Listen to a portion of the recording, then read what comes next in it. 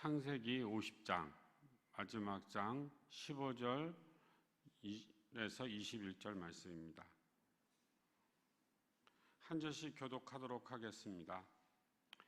요셉의 형제들이 그들의 아버지가 죽었음을 보고 말하되 요셉이 혹시 우리를 미워하여 우리가 그에게 행한 모든 악을 다 갚지나 아니할까 하고 요셉에게 말을 전하여 이르되 당신의 아버지가 돌아가시기 전에 명령하여 이르시기를 너희는 이같이 요셉에게 이르라 내 형들이 네게 악을 행했을지라도 이제 바라건대 그들의 허물과 죄를 용서하라 하셨나니 당신 아버지의 하나님의 종들인 우리의 죄를 이제 용서하소서 하며 요셉이 그들이 그에게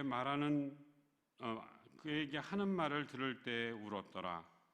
그의 형들이 또 친히 와서 요셉의 앞에 엎드려 이르되 우리는 당신의 종들이니이다.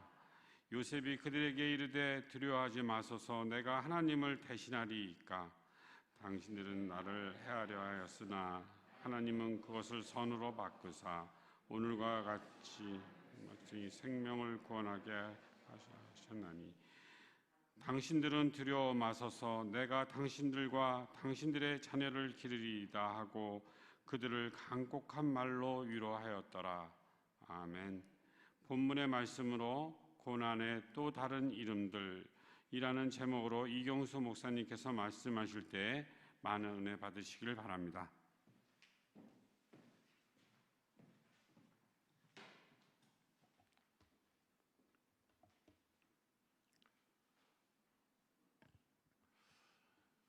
네, 이렇게 만나뵙게 돼서 반갑습니다. 추석 연휴임에도 불구하고 귀한 시간 내서 하나님께 예배하러 온 이 자리에 하나님 예배하신 큰 은혜로 함께 주실 줄 믿습니다. 네, 더불어 우리 김건주 목사님 이제 지난주에 지도 목사로 함께 선출해 주시고 앞으로 우리가 나아갈 이 귀한 공동체의 목자로 함께 결정이 되었습니다. 그 결정이 하나님 안에서 기쁜 결정이 된 것을 믿고 그 목회자와 함께 또 우리 성도와 함께 하나가 되어서 하나님의 영광을 이뤄나갈 수 있는 귀한 교회 될 수 있기를 주의 이름으로 축원합니다. 저는 개인적으로 이런 생각을 가지고 있습니다. 교회의 행복은 무엇일까라고 생각해 볼 때 교회의 행복은 목회자가 행복하고 또 성도가 함께 행복한 교회, 이것이 바로 교회가 행복한 교회이지 않을까 싶습니다. 여러분 신앙생활하면서요 어떤 목회자와 함께 신앙생활을 해나가느냐가 참 중요하고 귀합니다. 오늘 이 자리에 우리 은퇴하신 목사님도 계시는데 목사님과 함께 신앙생활했던 성도들이 참으로 행복한 성도였다고 믿습니다. 그것이 성도가 받을 복이고 또 목회자의 복이기도 합니다. 목회자가 가질 수 있는 여러 가지 참 행복이 많이 있습니다. 그러한 행복들 가운데 참 귀한 행복이 무엇일까라고 생각해 보면요 조금 전에 말씀드린 것처럼 성도들이 행복한 건데요 성도들의 삶이 잘 되는 거예요. 취업이 잘 되고 또 직장의 일들이 잘 풀리고요 건강하고요 자녀들의 일들이 잘 풀려나가는 것, 그것을 바라볼 때 목회자는 참으로 행복을 느끼게 됩니다. 그런데 목회자로서 더 행복한 보람된 순간이 있습니다. 그 순간이 어떤 순간이냐면은 성도가 고난에 처해 있을 때에, 어려움 가운데 처해 있을 때에 그 고난을 잘 감당해 나가는 모습을 볼 때 목회자는 참으로 행복을 느낄 수 있습니다.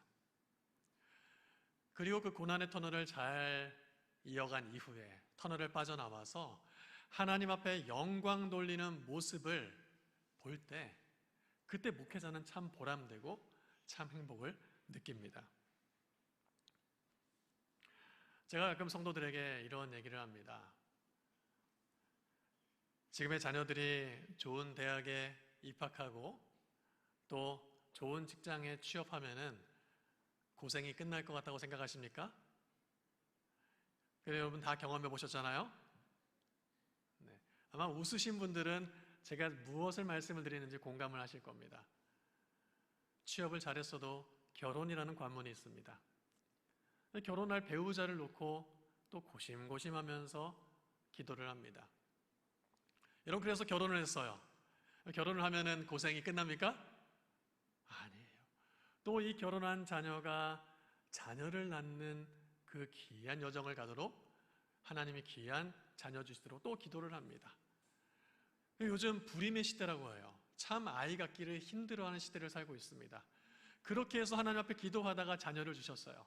자, 그러면은 고생이 끝납니까? 그 자녀의 자녀가 또 자라나서 대학을 갑니다. 그럼 나의 자녀의 자녀가, 이 손주가 좋은 대학 가기를 기도합니다. 그러면 좋은 대학 가면 고생이 끝납니까?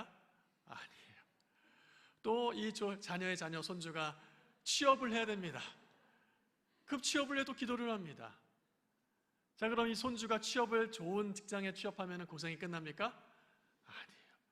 또 이 손주가 좋은 며느리, 좋은 사위였도록 또 간절한 기도를 할 수밖에 없습니다. 그리고 결혼을 하면은 또 자녀의 자녀를 위해서 기도하는 고된 여정을 우리는 살아가게 돼 있다는 것이죠. 그래서 인생이란 이렇게 정리해 볼 수 있을 것 같아요. 인생은 고난의 연속이다. 인생은 고난의 연속이다. 제가 한번은 우리 청년들에게 청년부 예배 시간에 이렇게 설교를 했더니 청년들의 얼굴이 흑빛으로 변하더라고요.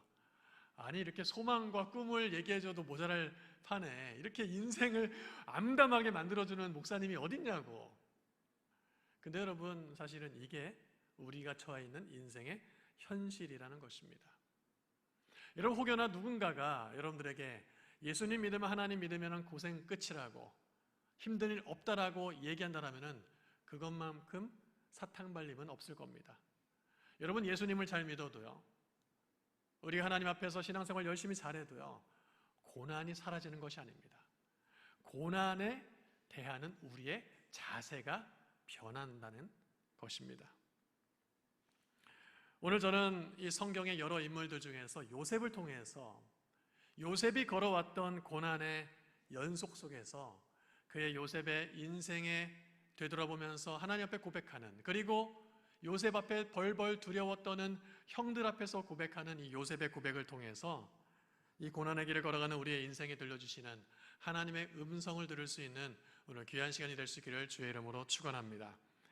보통 요셉 하면요, 처음 떠올리는 이미지가 있습니다. 요셉 하면 떠올리는 이미지가 있어요. 요셉은 어떤 사람이다? 꿈의 사람이다.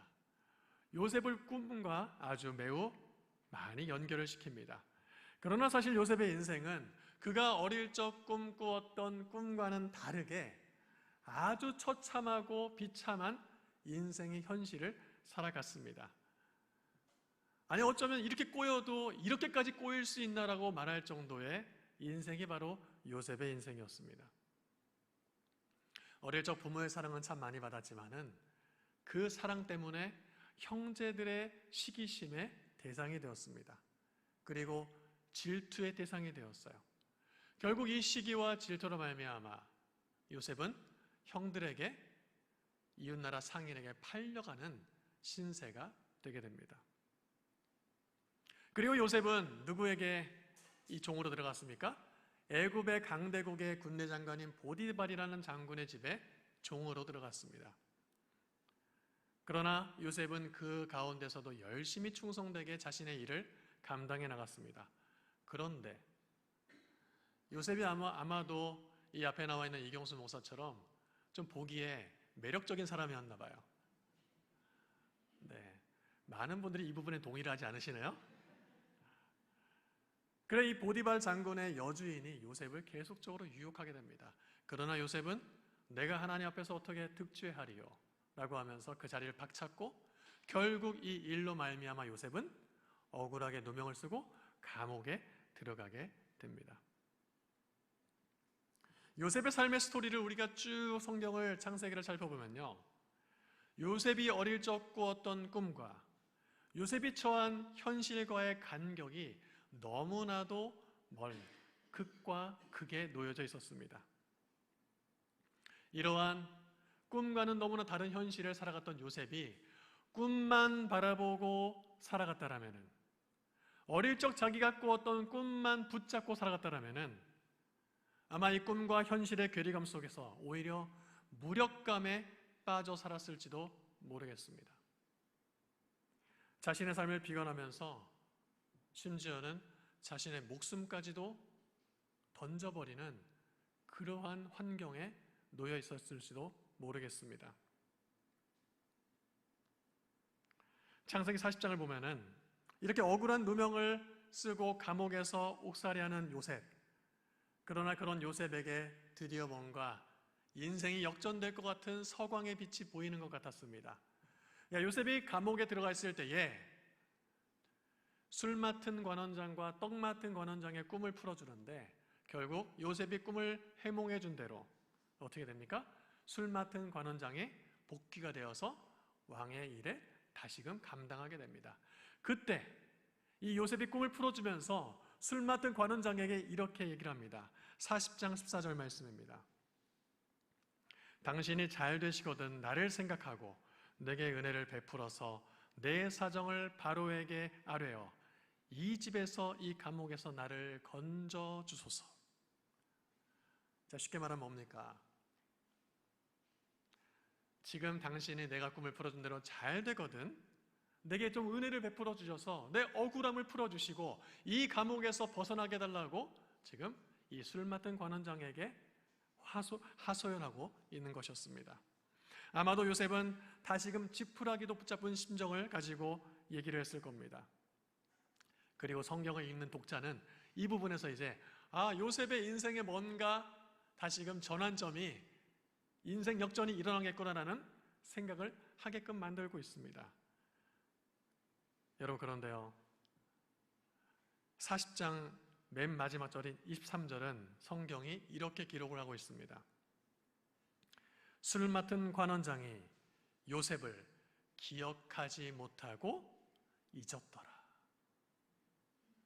술 맡은 관원장이 요셉을 기억하지 못하고 잊었더라. 성경은 너무나 분명하게도 요셉이 바라보았던 한 줄기 희망조차 꺾어버리는 것 같습니다. 그냥 술 맡은 관원장이 요셉을 잊었더라고 해도 되는데요, 기억하지 못하고 잊었더라.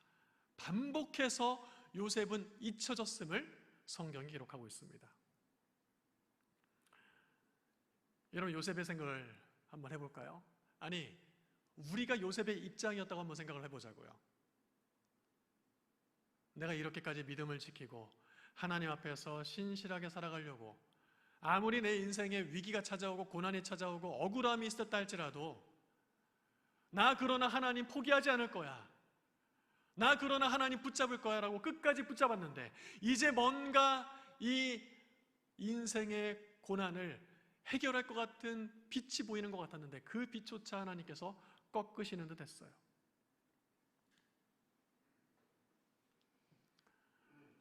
여러분이 요셉이었다면 어떤 심정이었겠습니까?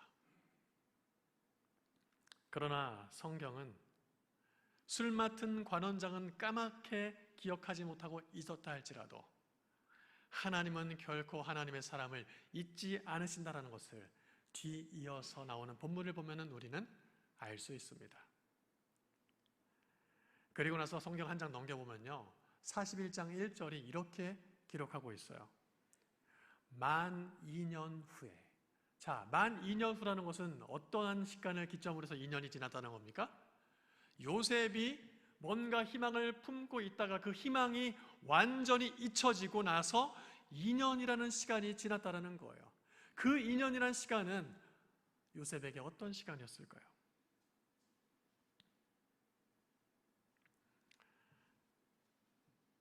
아마도 그 성경에 기록하지 않은 만 2년이라는 시간은 요셉에게는 말로 다 표현할 수 없는 고통의 시간이었기 때문에 성경이 기록하지 않지 않았나 싶기도 합니다. 성경은 그 만 2년을 그냥 이런저런 요셉의 마음을 기록한 것도 아니고요, 그의 기도를 고백한 것도 아니고요, 그냥 만 2년 후라는 글자 몇 글자로만 정리를 해놓았습니다. 이 정도 보면은 하나님 너무하신 거 아니냐고 항변에 항변을 해도 모자람이 없을 것입니다. 그러나 그러한 고난 속에서도 하나님은 하나님의 일을 이루어 가셨다라는 거예요.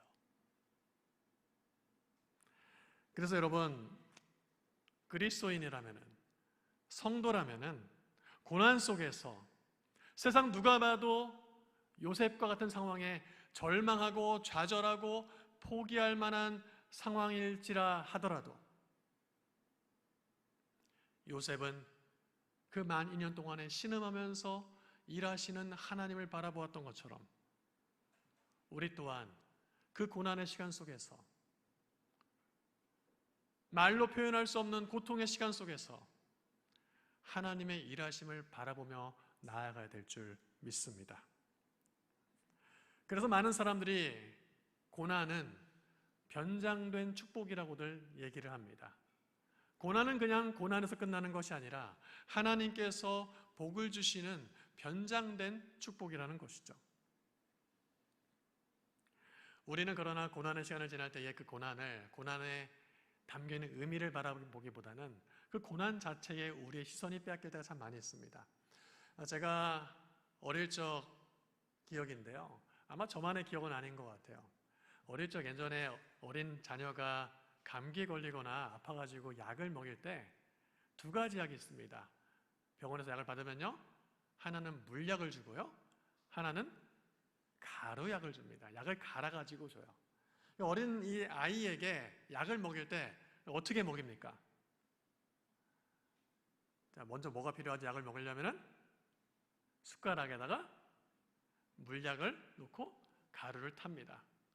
자, 그리고 아이한테 자, 이거 먹으면 감기 나. 이거 먹어? 하면 아이가 맛있게 먹겠습니다 하고 딱 한 번에 먹나요? 안 먹어요. 그 약 먹기 싫어하는 아이를 약 먹이려고 어떻게 합니까? 여기 입을 꽉 잡아가지고 입을 딱 열립니다. 그리고 이 틈새로 무엇을 집어넣어요? 약을 다 숟가락을 팍 집어넣습니다. 그리고 이 아이가 막 발버둥을 치다가 혀가 눌리면서 자기도 모르게 이 약을 꿀꺽 삼켜요. 그 끝이 아니에요. 저희 어머니는 여러분들도 그러셨을지 모르겠는데 그 숟가락에 남아있는 약을 다시금 한번 물약을 떨어뜨려가지고 남은 가루약까지 다시 한번 제 입을 잡고 숟가락을 들이밀어가지고 그 약을 삼키게 만드셨어요. 그 어린아이가 그 쓰디쓴 약을 안 먹으려고 발버둥 칩니다. 그러나 그 약을 먹어야지만이 그 고난은, 그 아픔을 잘 이겨낼 수 있고 잘 극복해낼 수 있습니다. 여러분, 우리가 이 어린아이가 그 시간에 그 쓰디쓴 약의 의미를 잘 모르듯이 고난의 시간을 지나갈 때 우리는 고난의 의미를 그 순간 잘 알 수는 없습니다. 그러나 우리는 알 수 있습니다. 무엇을요? 그 시간에 하나님은 우리를 위해 일을 하고 계신다는 것을요. 그래서 성도에게 고난은 단순히 고난이라고 부르며 끝날 일이 아니라 그 안에 담겨있는 의미를 되새겨야 된다는 거예요. 그래서 저는 오늘 여러분들과 함께 고난이라고 가지고 있는 이 고난이라는 단어에 담겨져 있는 또 다른 이름 두 가지를 여러분들과 함께 좀 더 나누어 보려고 합니다. 첫 번째, 이 고난이 가지고 있는 고난의 또 다른 이름은 바로 하나님의 선하심입니다. 하나님의 선하심. 고난은 그냥 고난, 고통으로 끝나는 것이 아니라 그 안에 하나님의 선하심이 있다는 거예요. 오늘 우리가 읽은 이 본문 말씀, 제가 앞서 요셉의 인생을 쭉 약수를 했습니다. 그리고 나서 창세기 50장 마지막 요셉, 이 야곱의 가문들의 이야기들이 마무리되어져 가면서 이제 야곱이 죽음을 당하게 되고 야곱의 아들들, 요셉의 형들은 두려움에 떨벌 떨게 됩니다. 왜요? 자신들의 든든한 방패막이었던 아버지가 죽게 되자 이제 요셉이 자신의 힘과 권력을 통해서 자신을 팔아넘겼던 그 일을 되새기면서 자신들을 해코지하고자 하는 두려움에 사무쳤던 것입니다. 15절 말씀 보니까요. 요셉의 형제들이 그들의 아버지가 죽었음을 보고 말하되 요셉이 혹시 우리를 미워하여 우리가 그에게 행한 모든 악한 일을 다 갚지 아니할까 하고, 그러니까 우리가 행했던 대로 그대로 다 복수할 것이라는 두려움에 이 요셉의 형들이 벌벌벌 떨게 됐다는 것입니다. 그러나 이 두려워하는 형제들 앞에서 요셉은 이렇게 고백하고 있습니다. 20절 말씀입니다. 당신들은 나를 해하려 하였으나 하나님은 그것을 무엇으로 바꾸사? 선으로 바꾸사 오늘과 같이 많은 백성의 생명을 구원하게 하시려 하셨나니. 여러분, 이 똑같은 상황에서 야곱의 가족이 이 애굽의 고센 땅에 17년 가까이 머물면서 상당히 많은 시간이 지났지만 여전히 요셉의 형들은 자신들의 요셉에게 행했던 일 속에, 현상 속에 파묻혀 살았습니다. 그러나 요셉은 그 속에서 누구를 바라봤습니까? 하나님을 바라보았습니다. 요셉은 하나님을 바라보면서 무엇을 또한 바라보았습니까? 하나님의 일하시는 선하심을 바라보았다라는 거예요. 그래서 요셉은 당당하게 형들 앞에서 그 형들을 위로하면서 이렇게 얘기했던 것입니다. 당신은 나를 해하려 했으나 하나님은 그것을 선으로 바꾸셔서 많은 사람들을 구원하게 인도하셨느니라. 고난 속에서 역사하시는 하나님의 선하심을 바라봤던 요셉, 고난을 선으로 바꾸시는 하나님을 바라봤던 요셉, 심지어는 우리가 행하는 악함조차도 선으로 바꾸시는 하나님을 바라봤던 요셉. 그러기에 사랑하는 성도 여러분, 우리가 고난의 시간을 지나갈 때에 그 고난의 시간 속에서 일하시는 하나님의 선하심을 우리는 신뢰하고 의지해야 될 줄 믿습니다.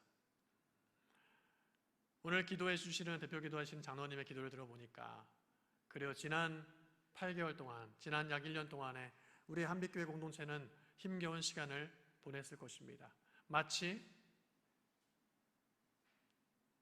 요셉이 만 2년이라는 시간을 아무런 성경의 기록이 없는 것처럼, 앞이 보이지 않는 것처럼, 그러한 길이 보이지 않는 것 같은 시간을 보냈을지 모르겠습니다. 그러나 우리는 그 시간을 보내고 나서 다시금 하나님께서 지난 시간 가운데에 일하고 계셨고 지금도 일하시며 앞으로도 계속 우리 공동체를 통해서 일하실 것이라는 확신을 우리는 갖게 되었습니다. 이것이 바로 성도가 고난이라는 상황을 바라볼 때에 집중해야 될 고난의 또 다른 이름, 하나님의 선하심입니다.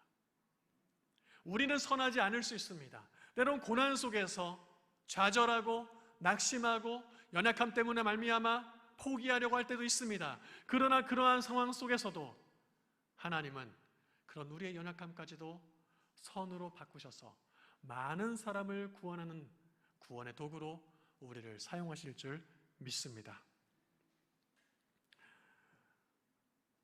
제가 이렇게 늘 표정이 밝아요. 제가 교회를 가면요, 우리 성도들이 제가 어디 있는지 다 안돼요.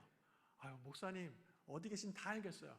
왜요? 저는 맨날 교회 가면 하하호호 막 교회가 떠나갈 정도로 웃고 다니니까 뭐 1층에서 웃어도 4층에 있는 사람이 제 웃음소리를 들을 정도라고 합니다. 근데 이렇게 구김이 없이 살아가다 보니까 제 인생에는 마치 고난이 없는 것처럼 사람들이 착각을 하더라고요.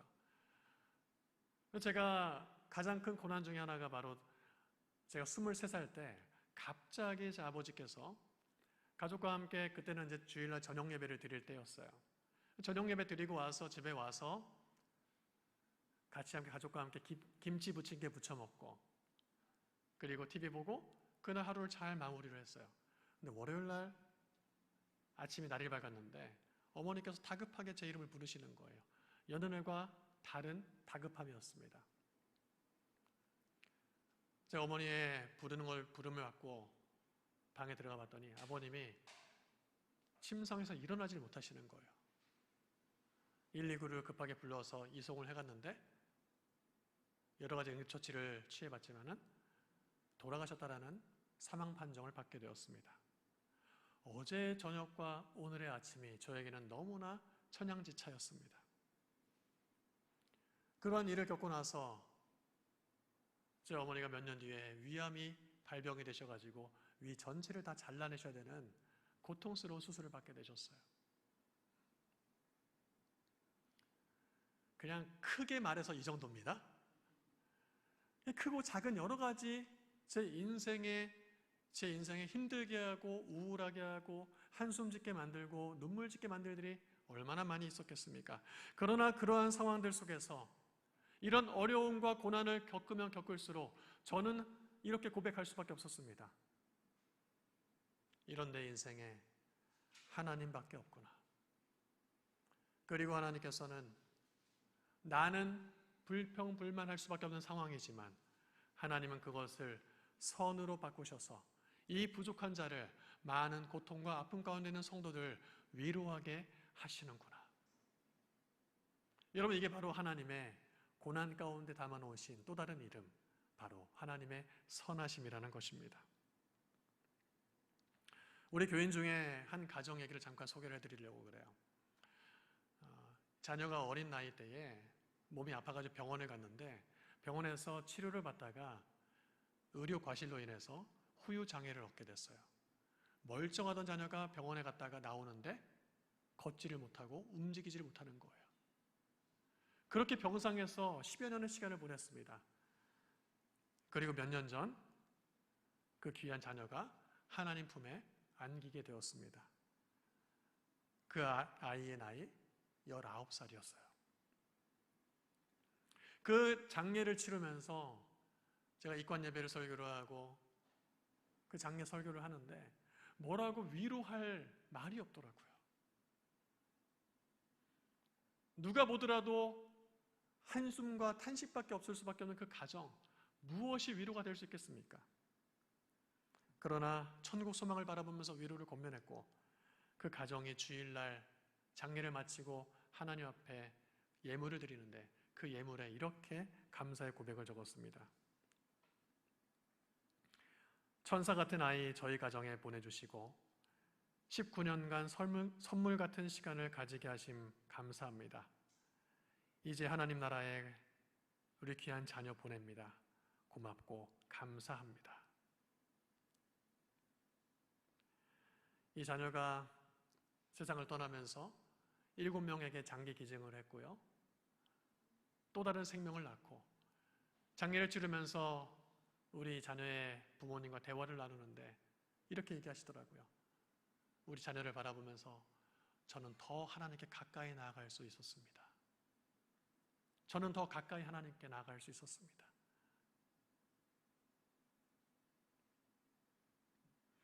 여러분, 고난 없는 인생을 꿈꾸십니까? 여러분, 우리는 그리스도인이라면 고난 없는 인생을 꿈꾸는 것이 아니라 고난 속에 일하시는 선하신 하나님을 꿈꿔야 될 줄 믿습니다. 제가 설교 초도에 말씀드렸잖아요. 우리의 삶이 뭔가 안정되었다라고 생각하는 그 순간 또 다른 우리가 예상하지 못한 고난이 찾아옵니다. 그게 자녀의 고난일 수도 있고요. 자녀의 자녀의 고난일 수도 있고요. 또는 나의 건강으로 말미암은 고난일 수도 있습니다. 그러나 여러분, 그러한 상황 가운데 하나님은 선하게 일하시는 하나님이신 줄 믿습니다. 제가 좋아하는 말씀이 있습니다. 여러분 아마 잘 알고 계시는 말씀일 거예요. 로마서 8장 28절 말씀입니다. 우리가 알거니와 하나님을 사랑하는 자, 곧 그의 뜻대로 부르심을 입은 자들에게는 모든 것이 합력하여 선을 이루느니라. 아멘. 여러분, 우리 모두가 하나님의 부르신 자고 하나님의 사랑받는 자 맞습니까? 아멘? 아닌가요? 우리 모두가 다 하나님의 부르심 받은 하나님 사랑받는 자들입니다. 그렇다면 우리의 인생 가운데에 있는 모든 것들이 다 합력해서 우리의 연약함, 우리의 불신앙, 우리의 부족함, 때로는 우리의 눈물, 우리의 한숨, 우리의 아픔, 그 모든 것들이 하나도 빼놓지 아니하고 하나님은 그것을 바꾸어 선을 만들어 가시는 신실하시며 선하신 하나님이시라는 것입니다.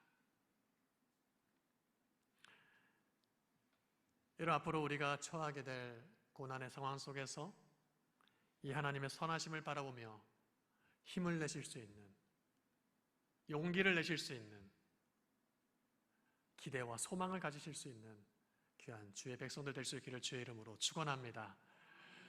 두 번째 여러분들에게 전하고 싶은 고난의 또 다른 이름, 그것은 바로 하나님의 형통입니다. 아니, 목사님, 고난이 어떻게 형통이라고 말할 수 있어요?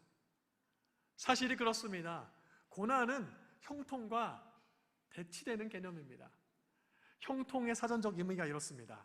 모든 일이 뜻과 같이 잘 되어감. 형통의 뜻이 뭐라고요? 모든 일이 뜻과 같이 잘 되어감. 근데 제가 조금 전에 말씀을 드렸어요. 고난은 형통이다라가 아니라 고난은 하나님의 형통이다. 여러분, 우리가 형통이라는 개념을 가질 때에, 만사형통이라는 개념을 가질 때에 우리에게 아무런 문제가 없는 것을 우리는 만사형통이라고 생각합니다. 그건 나의 형통이에요. 그러나 성도에게는 고난을 통해서 하나님의 형통을 이루어 가신다는 것입니다.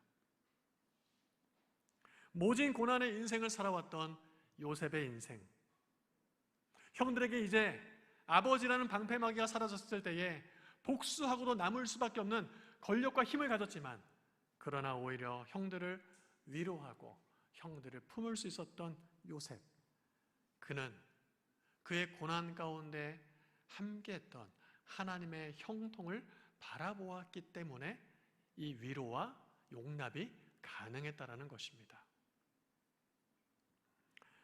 여러분, 우리 창세기 39장 한번 펼쳐볼까요? 창세기 39장 보면은 왜 요셉의 고난 가운데에 이 고난이 하나님의 형통이었는지를 분명하게 성경은 증거하고 있습니다. 창세기 39장 3절 말씀 보면은 그의 주인이 여호와께서 그와 함께 하심을 보며 또 여호와께서 그의 범사에 형통하게 하심을 보았더라. 자, 보니까 그의 주인이, 지금 요셉이 보디발의 집에 종으로 들어갔을 때에 그 보디발이 보면서 요셉의 삶을 보면서 하는 고백이에요. 어떻게 고백하고 있는 겁니까? 요셉의 인생을 쭉 보니까 비록 우리 집안에는 종이지만 하나님이 그와 함께 하심을 보고 여호와께서 그의 범사에 형통하게 하심을 보았더라. 그리고 요셉이 억울하게 누명을 쓰고 감옥에 들어갔습니다. 감옥에 들어가는 상황에서도 39장 23절은 또 이렇게 간수장을 통해서 요셉의 고난을 해석하게 만들었습니다. 39장 23절 말씀 보니까 간수장은 그의 손에 맡긴 것을 무엇이든지 살펴보지 아니하였으니, 자, 요셉에게 맡긴 것을 살펴보지 않았다라는 거예요. 왜냐? 이는 여호와께서 요셉과 함께 하심이라. 반복해서 나오고 있죠. 요셉과 함께 하심이라. 여호와께서 그를 범사에 형통하게 하셨더라. 여러분, 고난 가운데 있는 성도들을 바라보면서 우리 주변에 있는 사람들이 이렇게 고백할 수 있는 은혜가 있으면 좋겠습니다. 이경수 목사의 고된 삶을 바라보면서, 그러나 이경수 목사의 삶을 바라보니까 하나님이 함께 하심을 바라보고 여호와의 형통이 그와 함께 하심을 바라본다. 여러분, 우리의 공동체를 바라보면서 주변에서 그런 소문이 났으면 좋겠습니다. 한빛교회 공동체를 바라볼 때에 여호와께서 이 한빛교회 공동체와 함께 하시고 여호와께서 이 한빛교회 공동체에 형통을 주시는구나. 여러분이 우리 인생 가운데에 하나님 앞에 부르짖을 수밖에 없는 고난, 아픔, 역경, 그 속에서 하나님이 함께 하시는 형통의 은혜를 누릴 수 있는 귀한 은혜가 있기를 주의 이름으로 축원합니다. 조금 전 예배 시간에 우리는 앞에 있는 슬라이드를 통해서 중보 기도를 했습니다. 저는 우리 교회에만 그러한 기도 제목이 있는 사람들이 있는 줄 알았더니 이 한빛교회도 똑같은 기도 제목이 있더라고요. 건강을 위해서 기도하고요, 직장을 위해서 기도하고요, 취업을 위해서 기도하고요, 진로를 위해서 기도하고요. 그런 거 보니까 대한민국, 아니 전 세계에 있는 그리스도인들이 아마도 그런 우리의 인생의 이러한 기도 제목을 모두가 똑같이 하고 있지 않나 싶습니다. 여러분, 그러한 인생 속에서 그 기도 제목 속에서 하나님은 내가 뜻하는 바를 이루어 가시는 나의 형통이 아니라 하나님의 뜻하신 바를 이루어가는 하나님의 형통을 우리의 비록 작은 고난을 통해서 이루어 가시는 하나님이심을 우리 삶 속에 바라보는 은혜가 있기를 간절히 소망합니다. 여러분, 우리가 잘 알고 있는 유명한 예화가 있죠. 오스왈드 샌더스의 모래 위의 발자국이라는 여러분 시를 잘 아실 겁니다. 이 시인이 나란히 해변을 주님과 함께 걸어가고 있었습니다. 그러면서 앞에 자신의 인생이 걸어왔던 장면들을 영화처럼 쭉 보여주고 있는데 행복했던 순간도 있지만 힘들고 지치고 낙심할 수밖에 없는 상황들도 펼쳐지는 거예요. 근데 그 순간 딱 뒤를 보니까 그 힘들었던 순간에 모래사장에 찍혀있던 발자국은 예수님과 나의 두 발자국이 아니라 하나의 발자국만 있었던 것이죠. 그때 이 시인이 이렇게 고백하죠. 왜 이 힘든 상황에 나를 그냥 내버려 두셨습니까? 그때 우리 주님이 말씀하셨다고 하죠. 그 발자국은 너의 발자국이 아니라 나의 발자국이다. 내가 너를 업고 그 힘든 고난의 길을 같이 걸었노라. 우리는 고난과 역경에 처할 때에 착각할 때가 있습니다. 하나님 왜 나를 그냥 내버려 두십니까? 하나님 왜 나를 도와주지 않으십니까? 하나님, 내가 이 기도 제목을 어느 때까지 기도해야 되겠습니까? 그러나 성경은 우리의 고난의 시간이 의미 없는 시간, 아무런 의미도 없고 흘려보내는 시간이 아니라 하나님이 선하심이 일하시는 시간이요, 우리를 홀로 내버려 두시는 시간이 아니라 우리와 함께 동행하시는 시간이며 하나님의 형통을 이루어가는 시간이라는 것을 우리는 바라볼 수 있어야 될 줄 믿습니다. 오늘 이 짧은 시간에 우리는 요셉의 고난을 통해서 우리의 삶의 고난을 다시 한번 되돌아보며 또한 우리 공동체를 향한 하나님의 부르심과 하나님의 뜻을 바라보는 시간을 가졌습니다. 아마도 성경에 기록되지 않았던 그 12,000년이라는 시간 동안 우리도 숨죽여 기도하면서 하나님의 일하심을 간절히 바라보고 기다리며 기도했던 그 시간이 이제는 우리 삶 가운데에 아름답게 하나님의 형통으로 열매 맺혀 꽃이 피어날 것이며 우리는 또 그 꽃을 보며 그 열매를 바라보며 하나님께 영광을 돌리는 은혜가 있을 줄 믿습니다. 이런 말씀을 마무리하면서 여러분들에게 이렇게 권면하고 싶습니다. 여러분들은 지금 어떤 고난의 시간을 보내고 계십니까? 여러분들은 지금 어떤 한숨 짓는, 눈물 짓는, 하나님 앞에 부르짖을 수밖에 없는 그 고난의 시간을 지나고 계십니까? 또는 아직 찾아오지 않을 그 미래의 두려움 가운데의 마음에 걱정과 염려를 갖고 계십니까?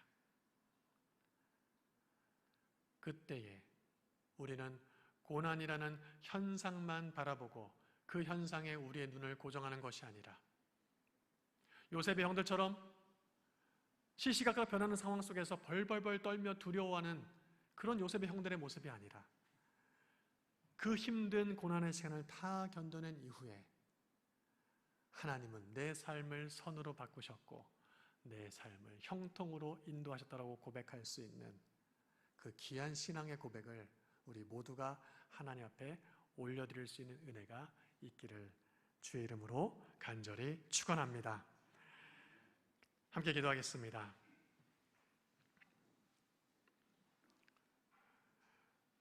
살아계신 아버지 하나님, 오늘 이렇게 주님 앞에 함께 예배하며 또한 요셉의 삶을 바라보면서 요셉의 그 참으로 암담하고 우울했던 절망적인 그의 인생 속에서 그가 견뎌냈던 그 모든 고난이 아무런 의미 없는 시간이 아니라 하나님의 선하심이 일하는 시간이었고 하나님이 함께 하시며 하나님의 형통을 이루어갔던 시간인 것을 다시 한번 바라보게 됩니다. 이제 이 요셉의 고난이 또한 우리의 삶 가운데 이와 같은 고난이 찾아올 때에 고난 앞에 그 고난의 현상에 우리의 시선을 빼앗기지 않게 하여 주옵시고 그 속에서 신실하게 일하시는 하나님의 선하심을 바라보며 하나님의 형통을 기대하며 소망 가운데 그 고난을 잘 감당해낼 수 있는 우리 믿음의 성도들 그리고 한빛교회 공동체가 되게 하여 주옵소서. 우리는 볼 수 없지만 우리는 느낄 수 없지만 그러나 그 만 2년이라는 시간 속에 요셉은 숨죽여 하나님께 집중했고 하나님께 기도했고 하나님만을 바라보았습니다. 이 귀한 은혜가 이 시간 하나님 앞에 예배하는 주의 거룩한 백성들에게 충만히 임하게 하여 주옵시고 세상의 어떠한 고난 속에서도 폭풍 속에서도 흔들림 없는 굳건한 믿음 가지고 신뢰 가지고 이 세상을 멋있게 살아가는 귀한 하나님의 백성들이 되게 하여 주옵소서. 예수님의 이름으로 간절히 축복하며 기도하옵나이다. 아멘.